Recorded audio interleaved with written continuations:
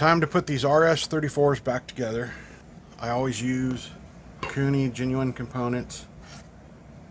Comes with a set of top gaskets, all new fuel lines, all new bowl gaskets, all new O-rings, float seats, brand new. Mixture screws are brand new. All new screws. All new fuel clamps. The filters. Lots of new stuff in here. The fuel pump guide right here where the rod goes through. It's a dust cover and a guide. Extra screws to hold in the float seats. All new springs for the mixture screws. And all these seals, brand new seals, are going in today. So that's the plan. And these are also vacuum line covers. We're going to put new vacuum line covers on. So that's what we're doing right now. These kits also come with a new float needle. These are really important to keep an eye out, and you want to look on the back of them to see if there's like a little ring of wear, because a lot of the times where it comes down and it hits the seat, you'll get a wear mark. And if you see a wear mark, I usually change them out if I have them new, just because they're going to leak sooner or later, especially these metal ones. They're famous for leaking.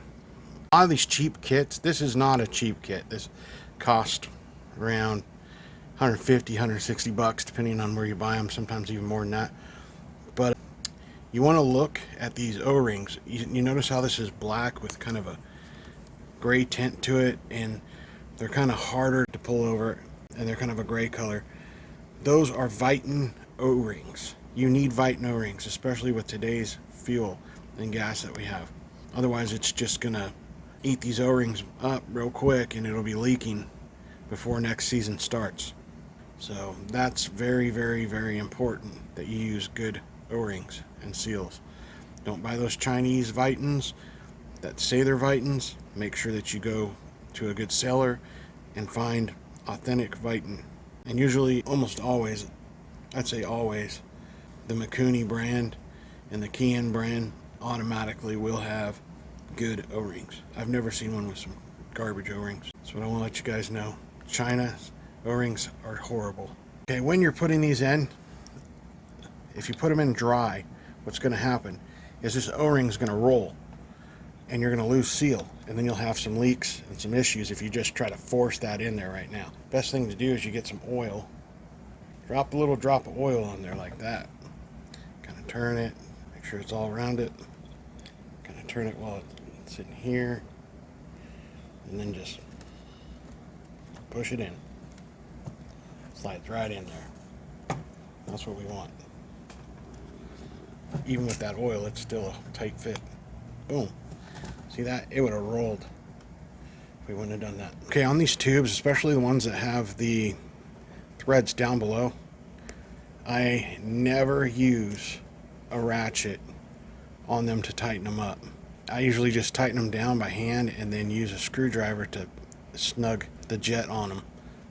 This one I hand screwed the jet in, and then we're going to use a screwdriver to screw them in all the way down, because we do not want to mess these threads up.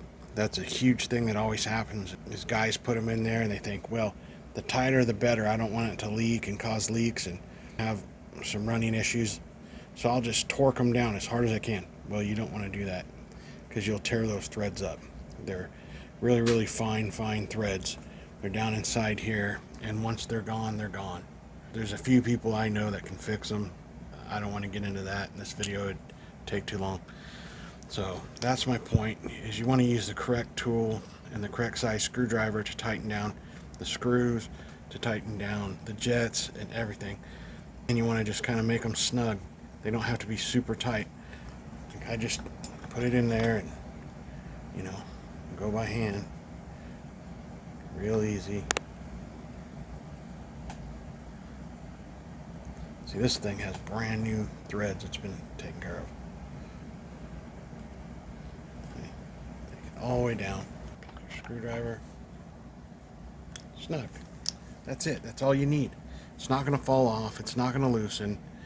It's got to give it a nice little snug touch to it. And that's it. This is a natural color of what brass turns as it ages. This is a good color. I mean, I've had new ones that look like this, and that means it doesn't have any weird metal that they used or covered them with some weird plastic. They just aged really well. And as you can see, this thing's in really good shape, so I'm not going to change it out. You want to make sure all these holes right here are really clean and clear, and run something through here to clean and clear them. You want to try not to run anything through this hole right here because you don't want to hog it out or make it larger. Even torch tip cleaners, all that, I've heard people use those. It's a bad idea. I use 3D printer needles, they're sharp, but they're really smooth, and they won't hog anything out or destroy the jet, but it will clean things out really well. This is the float needle, and like I said before, these ones are all solid metal. You want to look for any little wear at all. These are brand new though, but you want to look for a ring of wear around that. If there's any kind of nicks or wear, you want to toss them and put a new one in. If this right here is bent or it's sticking at all, you want to get rid of it. Or if it goes down too far, you want to get rid of it. What happens and why they have this on there is for when you're going uphill, downhill, and on bumpy roads, and the vibration of the motor on the motorcycle, it's self-adjusting, and it keeps the floats basically where you have them set originally. The original float height in here, when you have the floats set to where they're supposed to be, you have the spring in here to prevent any kind of loss of fuel or too much fuel and causing flooding, or loss of fuel and causing a lean condition inside here. You'll have a lot of issues, or having too rich of a condition or flooding. This kind of prevents that from happening. And without a really good spring in here, it kind of defeats the whole purpose of even setting your floats. These are very, very important, is to get good quality ones and not to cheap out on them. You want to get Mikuni for Mikuni, Kian for Kian, and K&L makes some good ones. Keisters are all right. There's some other brands out there that are decent. You know, there's a list of them that are okay. But you always want to try to stick with OEM original equipment, always. There's a number of things you want to look at on the floats. This is your stopper. You want to make sure that's not bent. Otherwise you will lose the amount of movement that you'll get out of this.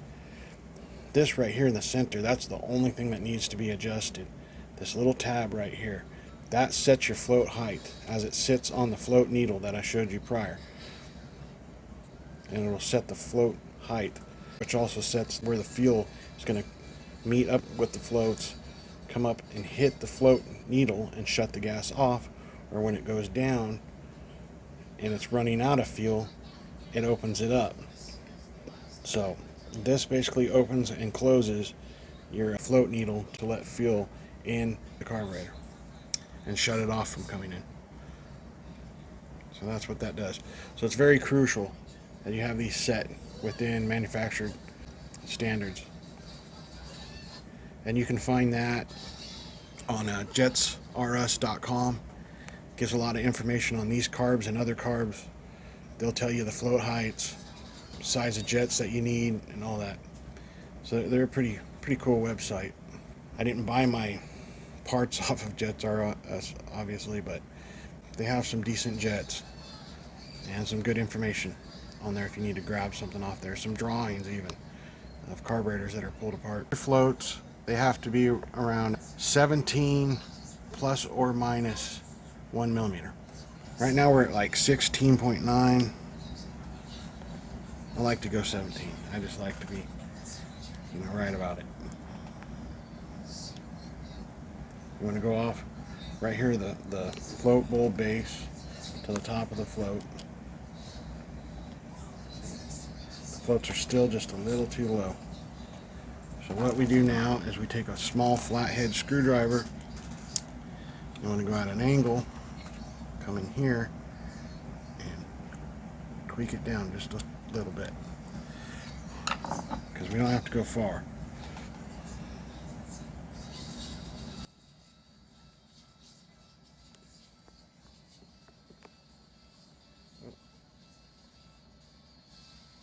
Almost there.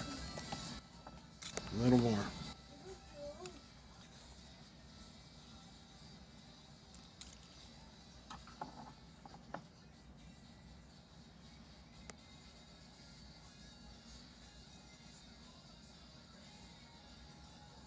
A little too far. Always seems to happen. A little too far. That should be it right there. Perfect. Perfect. And we're definitely within tolerance, and even before I adjusted them, but I wanted to make sure that they're right where we wanted them, so that way when we put them on the leak stand, we know they're where they're supposed to be, and they're not going to leak everywhere. It's very, very, very, very important. And these are the 3D printer needles, that's what they're called. And they're really nice to have because you can use them to, clear out small holes and also gauge some. But I use them to clean out a lot of these spray nozzles, making sure they're not plugged up. You can go in through this way. This little hole right here is probably too small for it, but sometimes you can run this through that end. Make sure everything's clear. Also soak these in simple green too. Before we even get to this point, they've been soaked. It's also very important to change out these O-rings on these nozzles or mixture screws or anything with an O-ring. It needs a new one every time. I don't care how nice they are. I put new ones in just so no issues pop up later on down the road. With these carbs, these type of spray nozzles actually have no threads or anything. They just pop in and seal. What you want to do is find out where the hole is. See that? You want that hole facing towards the venturi. So going this way, spraying into the carb. Okay, so when you put these in, you pop them in and you can align it with this right here. But if you look at it before you put it in and you can line it up, boom, right there's where you want it. Pop it in and you're good to go. See the difference in these two gaskets? One has this portion right here missing, and see this one has it going all the way across. This is definitely the one that goes to the pump circuit, because that's where fuel is pumped, comes up, follows, and goes throughout the pump circuit. Okay, on to the next one. It's all, pretty much the same thing. Putting it all together like I said before, and you want to check float heights. That's a little too low. Okay, we'll set that one. Putting all brand new mixture screws, O-rings, washer, and spring in. What you want to do is you want to tighten them all the way down. These type you want to tighten it by hand.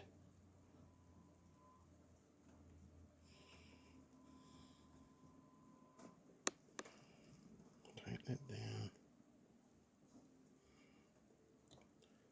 And then depending on the carburetor, but I make it a rule of thumb to go 2.5 turns out from here. So you go 1, 2, and then a half a turn. Some carburetors, you go as much as 3 on the mixture screw. On air screws, you usually don't go as many turns, maybe like 3/4 of a turn or 1 turn or 1 1/4 turn.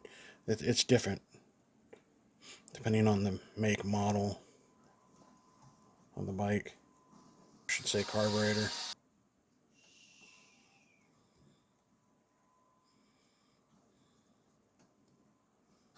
That's snug.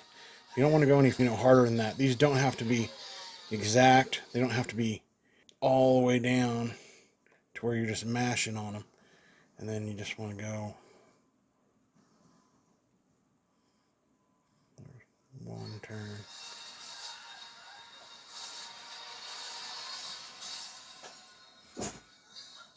2 turns. half a turn. There you go. Half a turn. This is another important O-ring to change. They're right in here. So, see this gasket? It's smashed. That's not going to seal very well. These were tightened down like gorilla tight, like crazy, crazy tight. You don't need them that tight, especially when you put a new gasket in. When you remove these, this is to drain the bowls of the gas, but also you can access the main jet and tube right here. So if you need to change out your main jets on the fly at the track or something like that, you can just pop these loose, unscrew these, screw another one in, good to go, instead of taking all the screws out. All right.